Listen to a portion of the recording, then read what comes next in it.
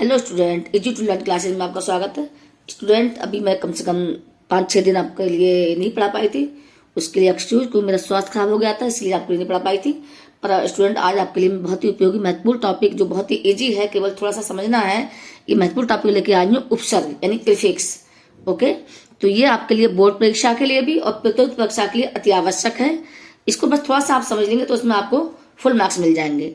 तो उपसर्ग आखिर है क्या, उपसर्ग किसे कहते हैं, सबसे पहले हम इसको समझेंगे। तो उपसर्ग थोड़ा सी इसकी किस तरह से बनता है, थोड़ा ये देख लेते हैं। तो उपसर्ग बनाने के स्टूडेंट, मूल शब्द से पहले कोई शब्दांश वर्ड भी हो सकते हैं, 2-3 अक्षरों के वो शब्द भी हो सकते हैं, उनको जोड़ के एक नया शब्द बनता है, उसे उपसर्ग कहते हैं। जैसे स्टूडेंट, मैंने यहाँ शब्द एक लिया है, सत्य एक शब्द लिया है, ऐसे समझ लीजिए आप। सत्य में मैंने आ जोड़ दिया है पहले। ओके, तो सत्य से पहले मैंने आ, ये उपसर्ग, सत्य तो हमारा ये मूल शब्द है, उससे पहले मैंने आ उपसर्ग आ जो वर्ण है वो मैंने शब्दांश के रूप में ले लिया है। तो इन दोनों के मिल से हो जाएगा स्टूडेंट असत्य। तो ये सत्य का जो मैंने अपसत्य लिखा है, हालांकि इसका ये विलोम है, लेकिन सत्य से पहले को भी हमने एक शब्द जोड़ दिया, उससे शब्द का नया अर्थ निकलता है स्टूडेंट, तो वो हमारा उपसर्ग यानी प्रीफिक्स कहलाता है।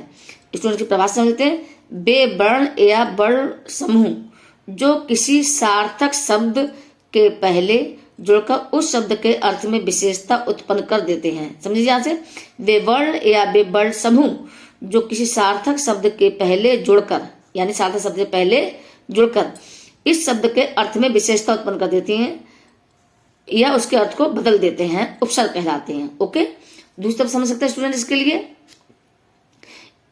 बे शब्दांश जो किसी शब्द के आरंभ में जुड़कर एक नए शब्द का निर्माण कर देते हैं, आरंभ में जुड़कर यानी शब्द से पहले जुड़कर एक नए शब्द का निर्माण कर देते हैं, उपसर्ग कहलाते हैं। ओके, ये भी कुछ इजी है। जैसे मैंने कुछ यहाँ पे शब्द लिए हैं, इसको आप ध्यान से देखिएगा। जैसे मैंने ये शब्द लिए हैं, शब्दांश यानी शब्द जो भी मूल शब्द से पहले लगेगा, कुछ शब्दांश और उसका जो नया शब्द बनेगा। तो मैंने शब्द यहाँ पे अप लिया है, शब्दांश मैंने स्टूडेंट यहाँ पर ये अप लिया है, आप देख रहे हैं। तो अगर हम अप में मान में हम अप जोड़ दे शब्दांश यानी उपसर्ग, तो हमारा अपमान हो जाएगा। जैसे बात है, बाद में हम अप ले लेंगे तो हमारा ये अपवाद हो जाएगा। अगर शब्द में हम अप ले लेंगे तो ये हमारा अपशब्द हो जाएगा। इसी प्रकार से बे में अप ले लेंगे तो हमारा ये अपव्यय हो जाएगा। इसमें अप ये हमारा जो है, ये अधिकतर हमारे संस्कृत से बनते हैं, या ये मूल रूप से इस तरह से जो होते हैं शब्दांश, ये इनका अपना कोई ना कोई अर्थ होता है। जैसे अप का अर्थ है हीनता, दूर या विरोध या बुरा। जैसे मान है, मान यानी किसी की मान प्रतिष्ठा, किसी का रिस्पेक्ट करना, उसमें हमने अप जोड़ दिया तो उसका ये क्या हो गया, उसका विरोध हो गया, तो अपमान हो गया, यानी उसका अपमान करना, उसकी बेइज्जती करना। उसके बाद से बात करना, अपवाद, कोई जैसे अपवाद है, कोई इसका एक अपवाद है। उसके बाद शब्द एक मतलब कोई भी शब्द है तो सही शब्द उसका हम अब जोड़ दिया तो अपशब्द हो गया, यानी बुरा शब्द, मतलब कोई गलत बोल रहा है, उसका विरोध हो गया है तो अपशब्द कहलाएगा, है ना। कोई उसने आप दिया अपशब्द बोले, ठीक है। इसका बे यानी खर्च, अपव्यय, अधिक खर्च, दोनों का मतलब एक ही लगभग मिलता जुलता ही है। तो जो हमारा जो कह सकते हैं कि जो उपसर्ग में मूल शब्द में जो वाक्यांश जुड़कर यानी जो उपसर्ग जुड़कर अगर कोई नया शब्द बनता है तो वो उसके कहीं ना कहीं आसपास ही होता है, जो इन दो शब्दों उनके शब्द के आसपास ही होता है। ओके स्टूडेंट, उसी प्रकार से स्टूडेंट अब हम समझेंगे कि हिंदी में या संस्कृत में या उर्दू में जो उपसर्ग हमारा 3 प्रकार की भाषाओं में होते हैं। संस्कृत में स्टूडेंट 22 होते हैं, हिंदी में ये 13 होते हैं और उर्दू में ये 19 होते हैं। ओके, तो अब विशेषता ये इसकी विशेषता भी है, उपसर्ग की विशेषता भी होती है कि उपसर्ग का प्रयोग स्वतंत्र रूप से नहीं होता है स्टूडेंट, ठीक है। जैसे उपसर्ग है, ये किसी ना जैसे ये उपसर्ग जो है ये किसी ना किसी शब्द के मूल शब्द के साथ जुड़ता है। जैसे ये उपसर्ग है, ये जो है किसी ना किसी मूल शब्द के साथ में जुड़ा है, ये स्वतंत्र रूप से अकेले नहीं जुड़ता है, अकेला इसका कोई भी अर्थ नहीं होता है। उसी प्रकार से स्टूडेंट दूसरी है, उपसर्ग किसी शब्द के पहले ही प्रयोग होता है। जैसे किसी कोई भी शब्द है उसके पहले जो भी लगता है, शब्दांश लगता है, वही उपसर्ग कहलाता है।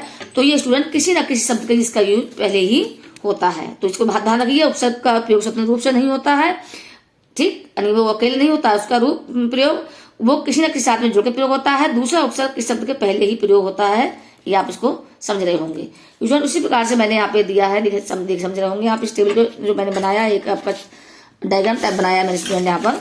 उपसर्ग स्टूडेंट हमारे कोई भी हम जब शब्द का उपसर्ग बनाते हैं तो हमारे 3 प्रकार के उससे शब्द बन जाते हैं। नंबर 1 विलोम शब्द, नंबर 2 पर्यायवाची शब्द और नंबर 3 नई विशेषता बताने वाला शब्द। ठीक है, तो उपसर्ग से आप समझ लीजिए स्टूडेंट, उपसर्ग से 3 प्रकार के शब्द बन जाते हैं। जब भी हम उससे पहले कोई वाक्यांश लगाते हैं या कोई उससे पहले हम कोई भी उपसर्ग लगाते हैं तो उससे या तो विलोम शब्द बनेगा या पर्यायवाची शब्द बनेगा या नई विशेषता बताने वाला शब्द बनेगा। जैसे ये मैंने शब्द लिया है यहाँ पे जय, और जय में हमने पर उपसर्ग लगा दिया, आप देख रहे हैं, तो हमारा हो गया पराजय। जय यानी जीत, पराजय यानी हार, तो यहाँ इसका विलोम हो गया, हार उल्टा हो गया। ऐसे गुण, क्योंकि किसी गुण है, क्वालिटी है, उसका ये अवगुण हो गया, तो यहाँ भी इसका उल्टा हो गया, है ना। उसी प्रकार दूसरा है पर्यायवाची शब्द बनता है, कैसे?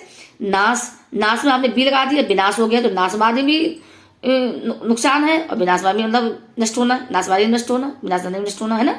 उस प्रकार से भिन्न, भिन्न भी माने अलग अलग और विभिन्न माने भी अलग अलग, दोनों की मीनिंग अलग अलग, एक ही है, मतलब पर्यायवाची है ना। तो उसके पर्यायवाची शब्द बन जाते हैं कोई भी उपसर्ग लगाने से, और कोई भी उपसर्ग लगाने से ये विलोम शब्द भी बन जाते हैं। उस पर से एक नया शब्द बन जाता है। हार में आपने पर लगा दिया तो प्रहार हो गया, शेष में आपने बी लगा दिया तो विशेष हो गया, तो इस प्रकार से एक नया शब्द भी बनता है। इसका मतलब कि उपसर्ग लगाने से स्टूडेंट हमारे 3 प्रकार के शब्द बन जाते हैं, या तो पर्यायवाची शब्द होते हैं या विलोम शब्द होते हैं या नई विशेषता बताने वाले शब्द स्टूडेंट होते हैं। अब संस्कृत में उपसर्ग, संस्कृत में स्टूडेंट उपसर्ग हमारे होते हैं ये 22 कुल, जैसे अ, अब, अप, उप, अत, अवि, अद, अनु, दु, दुर, दुस, दी, निर, निस, पिर, पर, पिर, परा, प्रति, बी, सम, सु, ये 22 हो गए।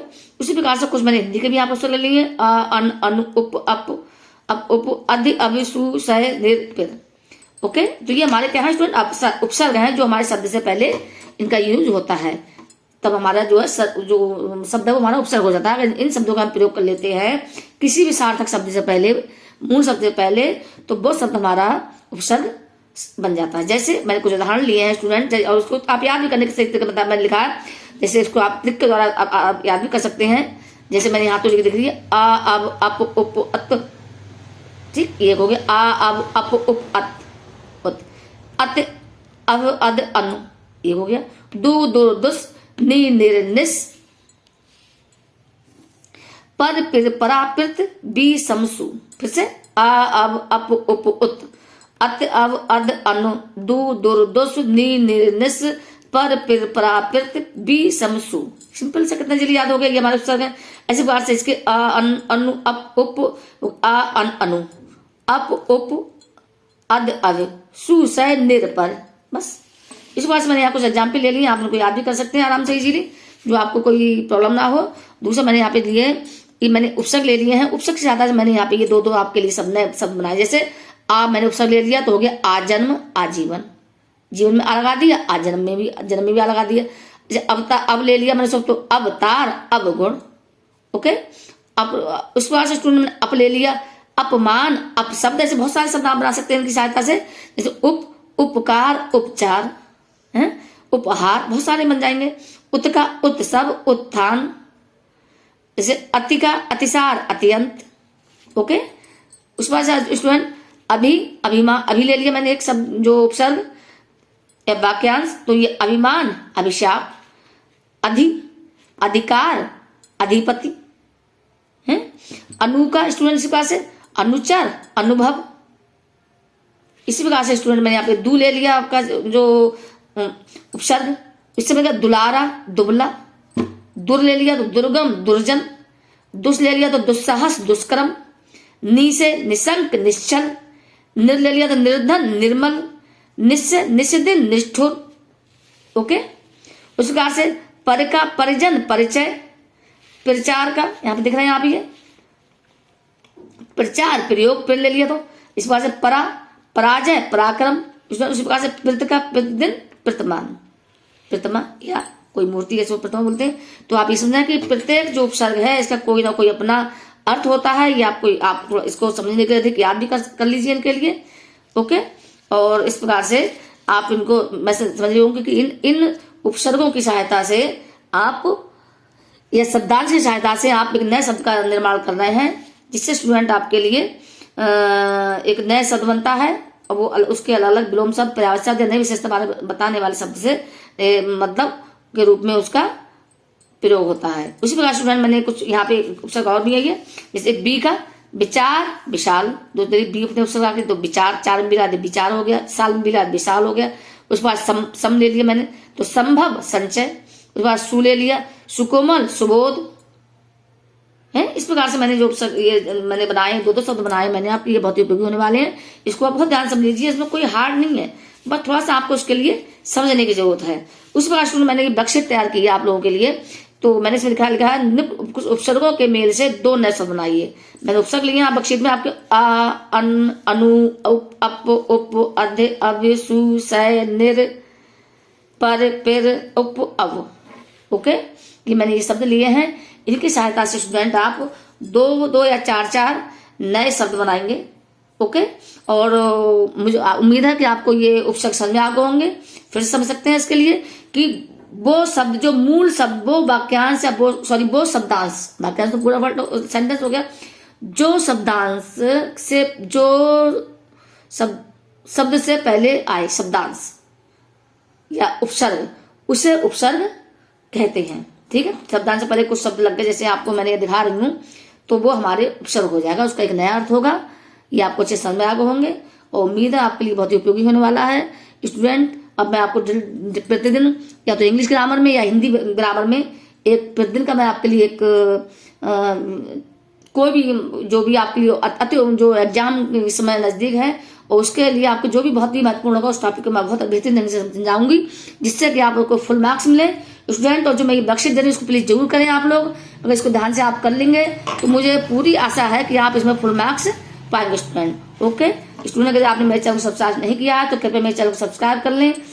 और आपको उसमें कहीं कुछ पूछना है, कुछ या कुछ आपको लग रहा है तो प्लीज कमेंट्स करें, लाइक करें, शेयर करें। Thank you student.